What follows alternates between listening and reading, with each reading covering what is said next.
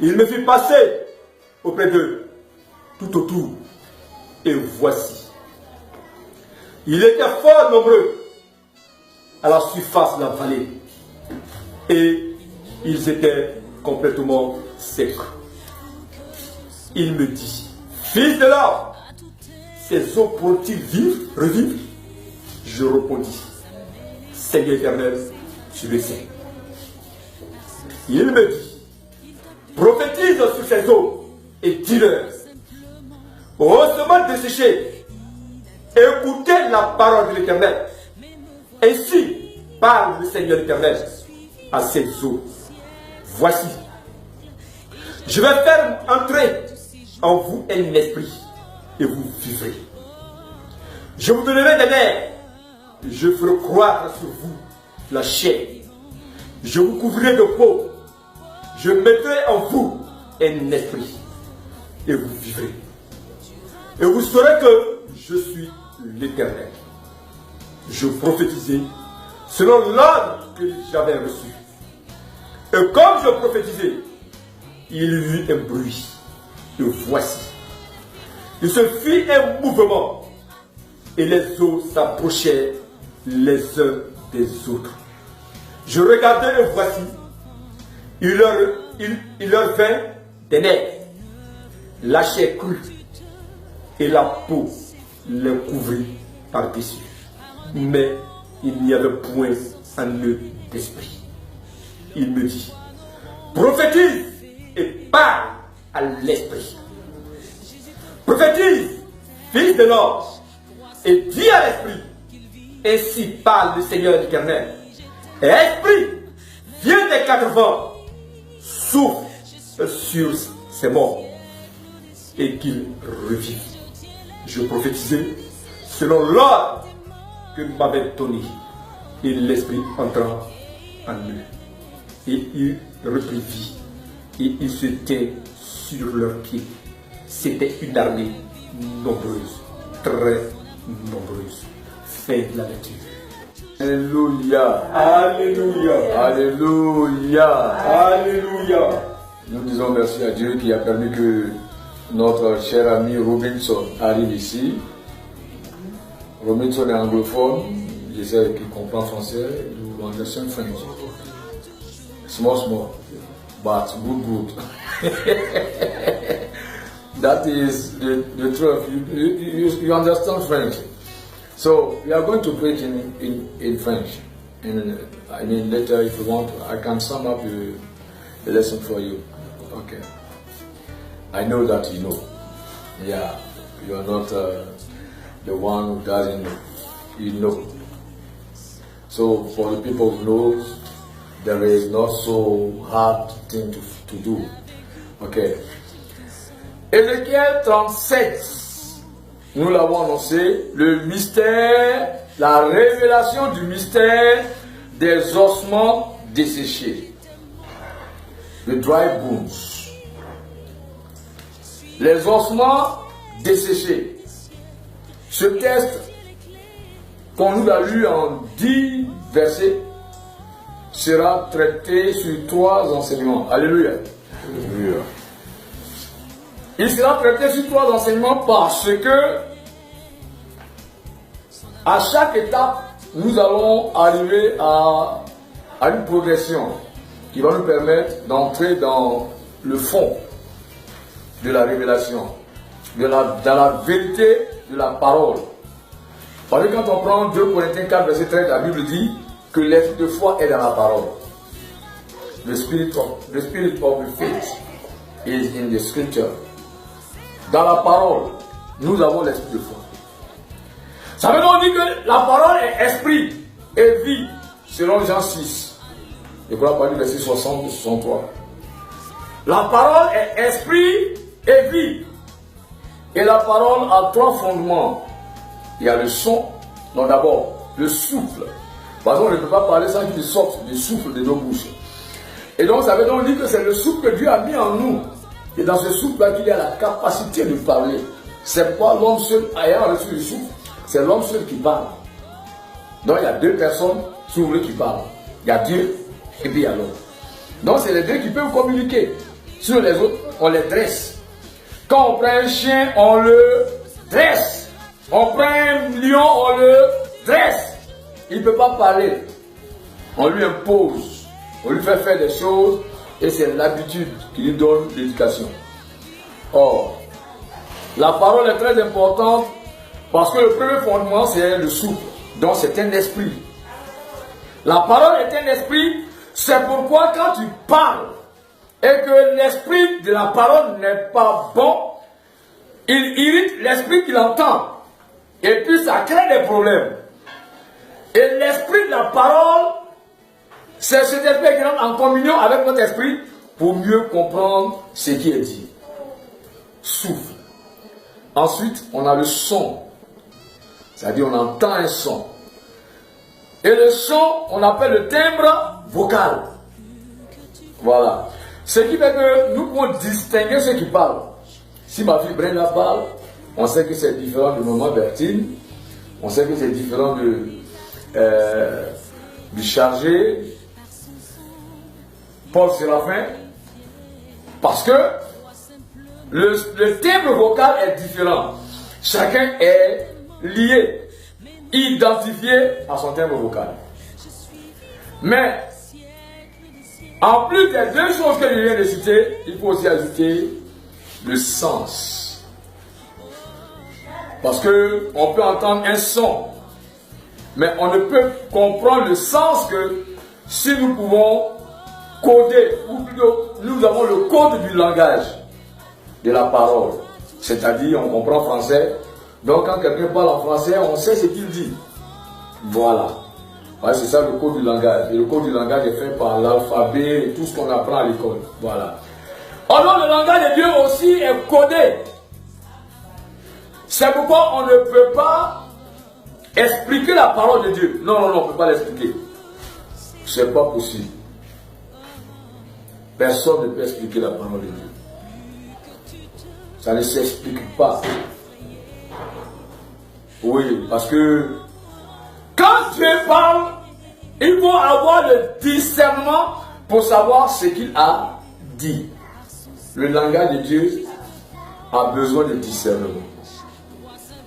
Et c'est pourquoi aujourd'hui dans cette lecture, le premier volet que nous allons traiter, c'est la vision. Parce que la Bible dit qu'il s'agit de la vision de la vallée, plutôt de la vision de la vallée des ossements desséchés. Là c'est le titre. La vision de la vallée des ossements desséchés. Mais c'est quoi une vision? Alléluia. Alléluia. Beaucoup de personnes parlent de vision. J'ai la vision. Peut-être parce qu'ils voient.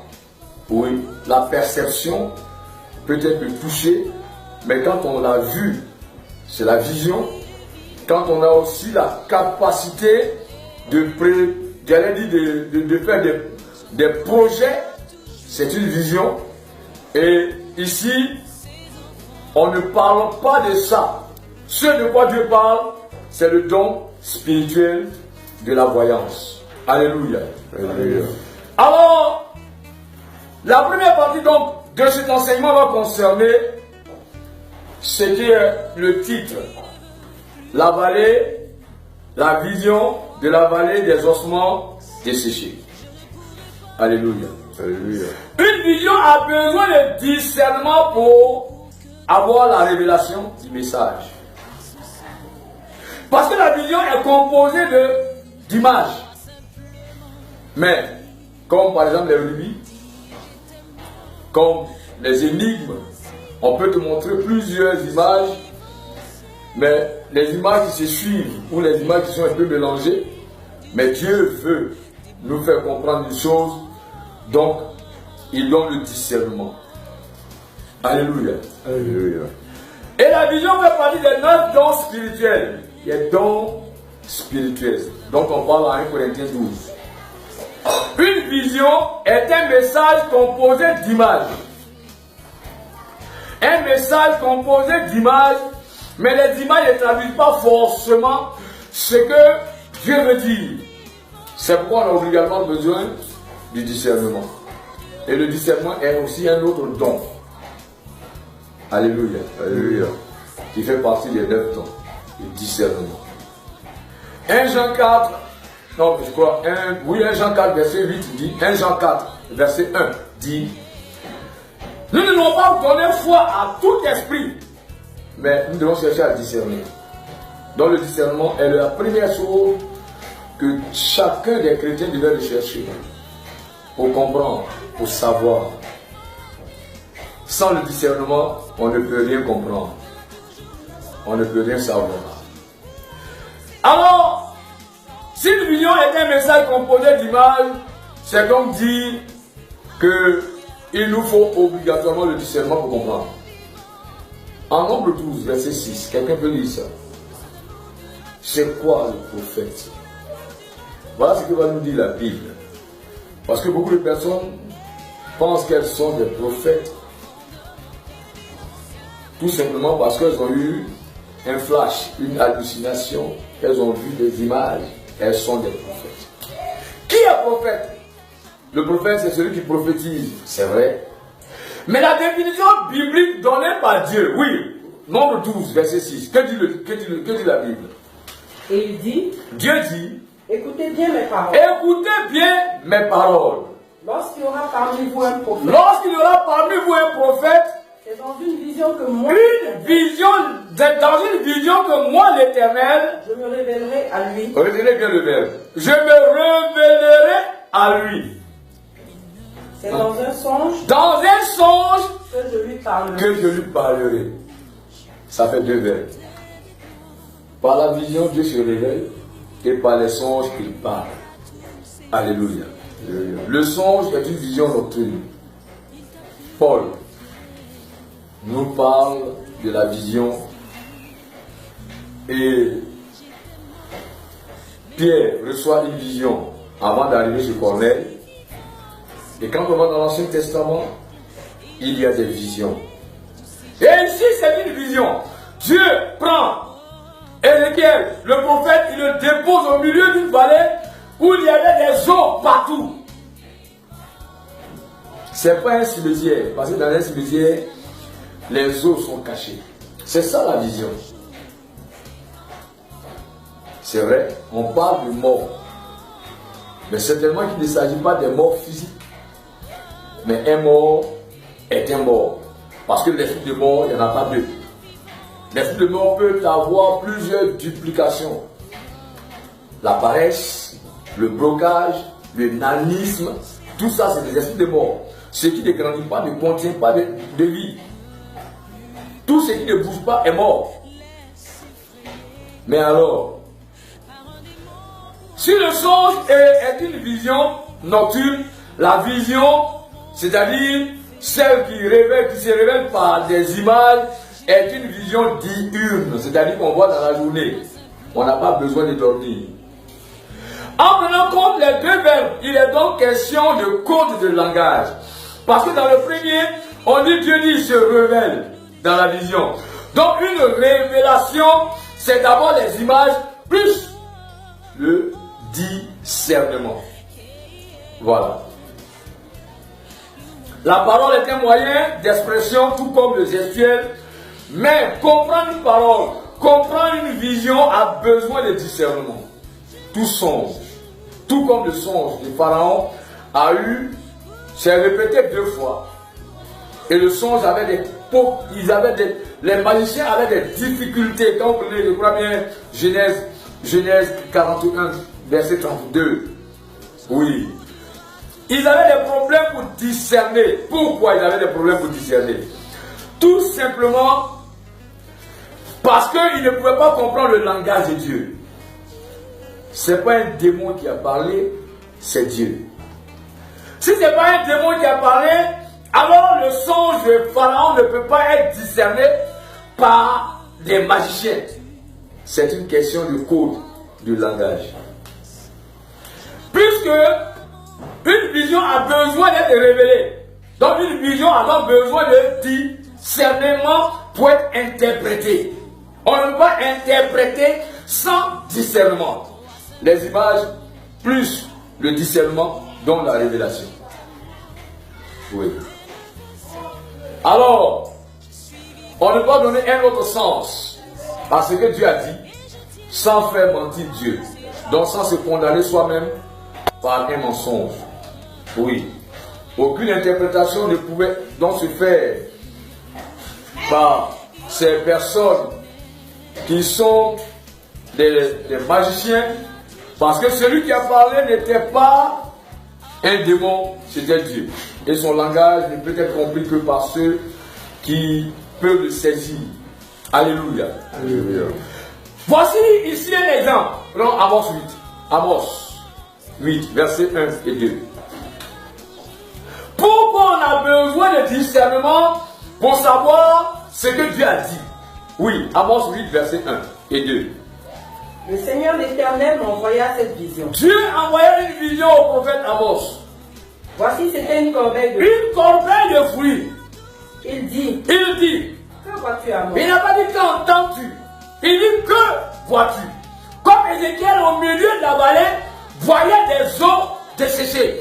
Que vois-tu? Je répondis. Merci. Une minute.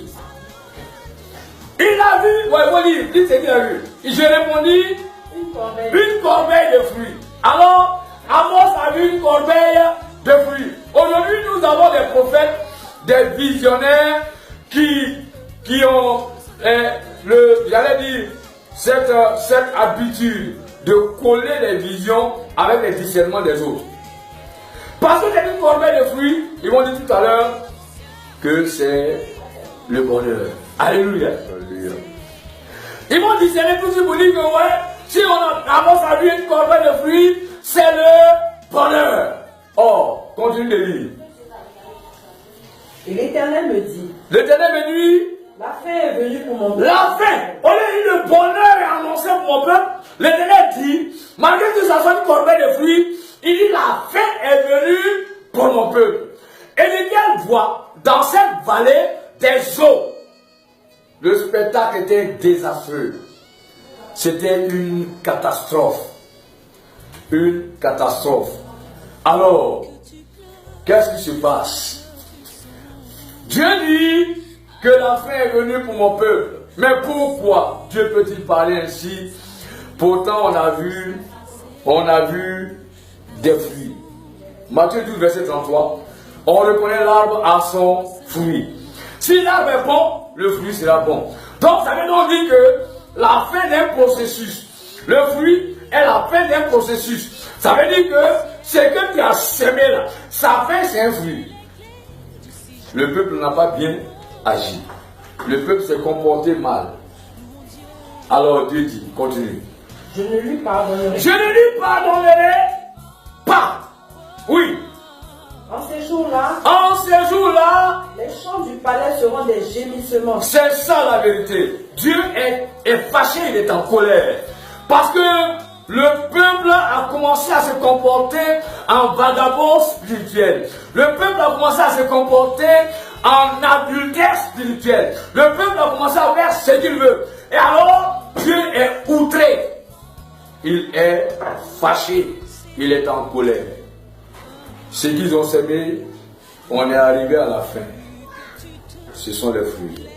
Alors cette vision nous fait dire que l'homme, dont le symbole biblique est l'arbre, il faut le tenir. Le symbole biblique de l'homme est l'arbre. Tout comme l'arbre compte sur la terre pour vivre et espère du ciel pour être béni. Parce que s'il ne pleut pas, l'arbre ne mange pas, ne peut pas grandir. Il en est de même de l'homme. C'est pourquoi dans la vision de Nebuchadnezzar, il représentait le gros cèdre. C'est pourquoi dans la vision de Marc 8, au verset 24, lorsque le Seigneur a prié pour l'aveugle, quand il a commencé à voir, il voyait les hommes, mais il les voyait comme des arbres qui bougeaient. Ah oui. Un arbre porte des fruits, l'homme aussi doit porter des fruits. L'arbre qui ne produit pas de bons fruits sera coupé et jeté au feu. Nous dit le Seigneur en Luc 3, verset 9. Alors, en Ézéchiel 37, verset 1 à 3, voilà ce que Ézéchiel voit. Il faut reprendre la lecture. Ézéchiel 37, verset 1 à 3. Qu'est-ce qu'il voit? Oui. Ézéchiel 37, la vallée des ossements desséchés. Oui. 1 à 3. Compte, on reprend. La main de l'Éternel fut sur moi. Et l'Éternel me transporta en esprit dans une vallée. Il y a des gens qui prennent le malin plaisir de dire que ça, ce n'est plus possible. Oui, je ne vais pas citer les noms parce qu'il y a sur le net une télévision dont le présentateur est étonné quand des hommes de Dieu disent qu'ils ont été transportés en esprit. Il dit que c'est la sorcellerie. Oui, un homme de Dieu a parlé de l'extase, je parle de Kalambiri, et un autre, un juge, voilà, je l'appelle juge, qui dirige une télévision sur le net, dit que Kalambiri pratique la sorcellerie. Ici, on nous dit que Dieu a transporté Ézéchiel en esprit. Donc, ça veut dire qu'il veut quitter l'état normal, l'état naturel pour aller dans le surnaturel. C'est ça, transporter en esprit. Il a déposé au milieu des ossements desséchés. Oui, continue de lire. Il me fit passer auprès d'eux tout autour. Il a déposé au milieu d'une vallée. Il y avait des eaux partout. La vision est effroyable. Ézéchiel regarde, il voit autour de lui des os. Ce n'est pas des squelettes. Des os éparpillés. Ça veut dire que le squelette même a été dérangé. Les nerfs ont été ôtés. Les os ne sont plus assemblés. Tout le squelette est dérangé et tous les os sont secs. Et il les fait promener autour. Et il lui dit. Et voici, ils étaient fort nombreux. Ces os étaient nombreux. À la surface de la... Ça veut donc dire que ce n'est pas une personne, ce n'est pas deux. Fort nombreux, c'est une populace. Oui. Et ils étaient complètement secs. Secs. Il n'y avait pas d'espoir de vie. Parce que l'homme est une composition de cellules. C'est un être métazoaire, c'est-à-dire qui est composé de plusieurs cellules. Les protozoaires sont ceux qui sont composés, sont des êtres vivants unicellulaires. L'homme est métazoaire et chaque cellule vit. Et quand donc la destruction arrive, c'est chaque cellule qui meurt, qui pourrit et qui disparaît. L'homme a atteint là la 4e étape de la mort. Mais ce n'est pas de ça qu'on parlera aujourd'hui, parce que nous voulons parler de la vision. Le prophète se retrouve premièrement dans une vallée. Deuxièmement, cette vallée est remplie d'ossements desséchés. Deux choses qui révèlent le spectacle le plus dramatique. Le spectacle le plus... Je ne sais pas comment qualifier. Attendez. Il y a eu un désastre. La mort a frappé. Mais c'est une vallée. Mais alors, pour avoir le discernement, ça, qu'est-ce qu'on peut dire là? Dieu pose une question au monsieur, à son prophète Ézéchiel. Je lui dis quoi? Continue de lire. Fils de l'homme. Fils de l'homme. Ces eaux pourront-ils revivre? En tant qu'humain, c'est vrai, il a été transporté en extase. Il est en esprit. Il n'est plus dans le naturel. Il est dans le surnaturel. Et il regarde des eaux secs. Or, alors, dans la Bible, on a déjà vu un corps que Dieu a ressuscité. Par exemple, le fils de la veuve de Sarepta est mort. Il a été ressuscité le même jour. Par exemple, comment on appelle l'autre? Lazare est mort. Il a pourri avant qu'on le ressuscite. Mais on n'a pas encore vu squelette. À plus forte raison, la 4e étape de la mort, qui est le démembrement, c'est-à-dire la disparition de toute vie. Même les nerfs ont disparu. Et la question est posée. Ces eaux pourront-ils revivre? Une question qui doit amener le prophète à se surpasser, à se dépasser, à considérer l'état spirituel dans lequel il est, et surtout celui qui lui pose la question. Qui pose cette question? C'est l'omniscient. C'est Dieu qui sait tout. Dieu demande, ces eaux pourront-ils revivre? Alors, voici la réponse du prophète. Il dit quoi? Seigneur éternel, tu le sais. Tu le sais. Parce que lui, Ézéchiel, il sait que le Créateur a utilisé la poussière. Donc c'est pas oh, s'il ne veut pas utiliser. Tu le sais. Ce n'est pas à moi de te dire, Seigneur. Moi, je sais que toi, tu sais. Donc, tu le sais. Alléluia. Alléluia. Alléluia. C'est une position qu'il faut garder. Nous ne savons rien, Dieu sait tout. Ne joue pas les connaisseurs.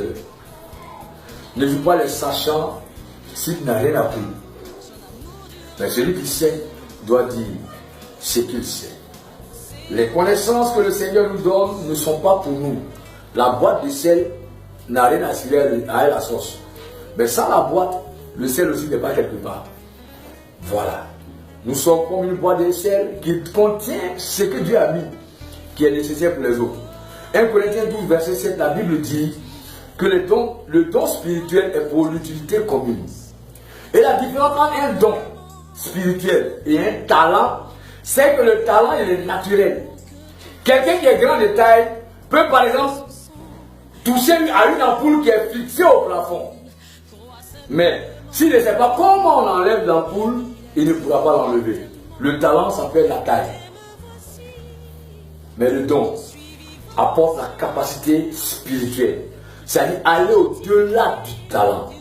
Tu as le talent et Dieu en fait un don pour aider les autres. Ce n'est pas pour toi.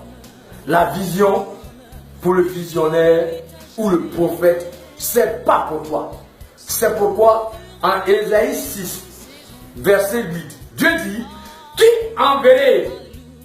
Qui enverrait? Tu peux comprendre mon livre. Ésaïe 6, verset 8. Qui enverrait? Qui marchera pour nous? Pour nous. Il n'a pas dit pour lui-même. Parce qu'un prophète n'est pas un prophète. Où il va? Il faut que tu travailles pour Dieu. Tu fais pour Dieu. Et Dieu te paye. Oui. J'ai entendu une voix. J'ai entendu la voix du Seigneur. Qui disait Qui enverrai-je? Qui enverrai-je? Et qui marchera pour nous? Alors Dieu parle de ses intérêts, mais il associe toujours celui à qui donne le don pour réaliser ses intérêts. Il faut que nous pensions à ça. Nous avons trop de serviteurs qui ne cherchent pas à devenir des hommes de Dieu. Trop de serviteurs de Dieu. Comme Judas Iscariote, c'est un serviteur de Dieu. Mais la Bible dit que c'est un démon. Jean 6, verset 70-71. Jean 6, verset 70-71. Judas était un démon. Et le service qu'il devait rendre, c'était de vendre Jésus. Il a été découvert. Il a été annoncé. Il a même été dénoncé 3 fois. Mais il ne s'est pas dit, il ne s'est pas résigné. Il n'a pas dit, comme on m'a découvert, il ne peut plus faire. Il devait vendre Jésus. Lui seul pouvait le vendre. Qui vend Jésus vend son salut. Or, un démon peut vendre Jésus sans vendre son salut parce qu'il n'en a pas besoin. Jude, verset 4, verset 24. Il s'est glissé parmi des gens dont la condamnation est arrêtée depuis la nuit des temps. Il y a donc des hommes de Dieu, des hommes qui se font appeler des hommes de Dieu, mais qui ne sont pas des hommes considérés. Pourquoi ils ne sont pas considérés? Parce que ces hommes de Dieu ne font pas ce qu'il faut faire. 1 Samuel 9, verset 6. Le serviteur dit à son maître, Saül, allons dans cette ville, il y a un homme considéré, un homme de Dieu, c'est un homme considéré. Il nous montrera le chemin. Un homme de Dieu montre le chemin. Jean 14, verset 6, c'est Jésus qui est le chemin. Ne va pas vous parler de tes intérêts et après tu vas venir montrer que tu as beaucoup de voitures, tu as beaucoup de maisons, tu as des habits, des choses qui sont somptueuses. Mais alors, tout ça, tu vas mourir. Tu ne vas même pas utiliser un seul au ciel. Si tu y arrives, tes voitures, tes maisons seront partagées le même jour que tu vas mourir. Il n'aura même pas là sur l'héritage. Alors, pour qu'on soit réellement dans le tempo de Dieu, un homme de Dieu doit être un homme considéré, c'est-à-dire il dit ce que Dieu a dit. Il fait ce que Dieu a dit de faire. Il ne fait pas autre chose. Et un homme de Dieu, c'est celui-là qui agit avec le pouvoir de Dieu. La foi est le pouvoir de Dieu, mais la foi a besoin de quelqu'un pour une action. C'est comme ça que ça se passe. Alors, Ézéchiel, ces eaux pourront-ils revivre? La question est pertinente, mais la réponse est simple. Tu le sais. Seigneur, tu le sais. Une vallée, c'est quoi? Vous allez prendre une définition dans un dictionnaire, ils vont vous dire que c'est un fossé entre deux niveaux. Oui, c'est vrai. C'est un fossé entre deux niveaux. Mais dans une vision, c'est une profondeur. Dans une vision, entre deux élévations, une profondeur. C'est dans une vision, c'est quoi? C'est ça la question. Faut lire le verset 11. Ézéchiel 37, verset 11. Il me dit, Dieu dit, fils de l'homme, ces eaux que tu vois, c'est toute la maison. c'est toute la maison d'Israël. Voici, ils disent, Ils disent, nos eaux sont nos eaux sont desséchées. Notre espérance Notre espérance est détruite. Nous sommes perdus. Nous sommes perdus. Alléluia. Alléluia. Voici dans le peuple, Proverbe 17, verset 22, pour bien comprendre ce que dit Dieu. Proverbe 17, verset 22, pour lire.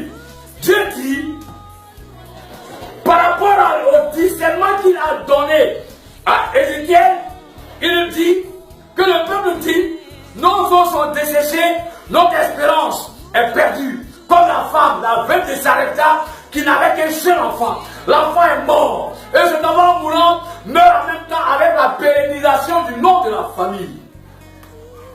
C'est comme Lazare, le seul frère des deux sœurs, Marthe et Marie. Sa mort arrête le nom de la famille. La foi est touchée. Oui. Un cœur joyeux est un bon remède. Est un bon remède. Proverbe 17, verset 22. Un cœur joyeux est un bon remède. Mais un esprit abattu. Un esprit abattu comme celui des enfants d'Israël dessèche les eaux. Alors, on peut comprendre pourquoi la vallée ici est un lieu rempli d'ossements desséchés. Une vallée parce que c'est une profondeur, un découragement, un abattement. Le peuple est abattu. Besoin d'exhortation. Le peuple a besoin d'une parole pour le faire remonter. On a besoin de remonter de la vallée, de sortir de la vallée. C'est pourquoi la vision va continuer. Alléluia. Alléluia. Alors, il faut prendre Proverbe 13, verset 12. Oui, les eaux sont desséchées. Mais aujourd'hui, pour nous qui allons à l'église, nous qui sommes des chrétiens, voilà ce que le Seigneur dit. Il y a longtemps que tu as reçu une prophétie. Il y a longtemps que tu as reçu une vision. Il y a longtemps que tu as reçu la promesse que Dieu allait faire. Proverbe 13, verset 12. Un esprit différé. Un espoir. Un espoir différé. Rend le cœur malade. Alléluia. Voici comment le peuple a été abattu. Le peuple reçoit des prophéties dans lesquelles l'avenir est radieux, annoncé radieux. Mais jusque-là, rien ne se passe. Jusqu'aujourd'hui, on dit tu vas voyager, depuis tu es là. On dit tu vas te marier, depuis tu es là. On dit tu auras ça, depuis tu es là. Oui, un espoir différé rend le cœur malade. Et quand on a un esprit abattu, les eaux se dessèchent. Alors, la vallée des ossements desséchés, c'est dans ce peuple découragé. Ce peuple qui est dans la profondeur. Oui, il faut forcément que nous puissions donc apporter la parole qu'il faut au peuple, pour que le peuple puisse comprendre que Dieu a son temps. Dieu ne vient pas avant, Dieu ne vient pas après. Dieu est à l'heure. Alléluia. Alléluia. Dieu est à l'heure. Et alors voici donc ce qui va se passer. Prends le verset 4. Oui. Dieu dit, prophétise. Une prophétie est un message vocal. Oui. Là aussi, il faut le comprendre. Il me dit, prophétise sur ces eaux. Sur ces eaux, parle à ces eaux. Dis-leur, oui. Et dis-leur. Ossements desséchés. Ossements desséchés. Au peuple qui est découragé, ce peuple a besoin de paroles, une parole qui vient de Dieu. C'est la prophétie. Or, Matthieu 12, verset 34, c'est de l'abondance du cœur que la bouche parle. Alors une prophétie vient du cœur abondant de Dieu. Or, l'abondance du cœur de Dieu, c'est l'abondance d'amour. Dieu ne va pas abandonner son peuple. La vision vient pour t'éclairer et la parole vient pour te remonter. La parole vient pour te bonifier. Oui, dis-le. Dis-le. Dis-le. Alors, c'est ici donc qu'on va s'arrêter parce que la prochaine fois nous parlerons de la... Ça c'est la cause. Nous parlerons maintenant du fait. Donc de la mort. Parce que pour parler de résurrection, c'est qu'au départ il y a eu mort. Et si les personnes sont bien vivantes, mais dans la vision le drame est terrifiant, ce drame terrifiant est apparu à Ézéchiel, c'est que la mort a frappé jusqu'à la 4e étape. Ça, c'est la prochaine étape, disons le prochain enseignement. Que le Seigneur bénisse son peuple. Que Dieu nous accorde de comprendre ce que nous avons, il a permis que nous disions. Et que sa parole nous édifie. Que la vision soit pour nous le support pour nous éclairer et la parole pour bonifier notre foi. Parce que la foi vient de ce qu'on entend. Et ce qu'on entend vient de la parole de Dieu. Que le Seigneur soit béni au nom de Jésus. Amen.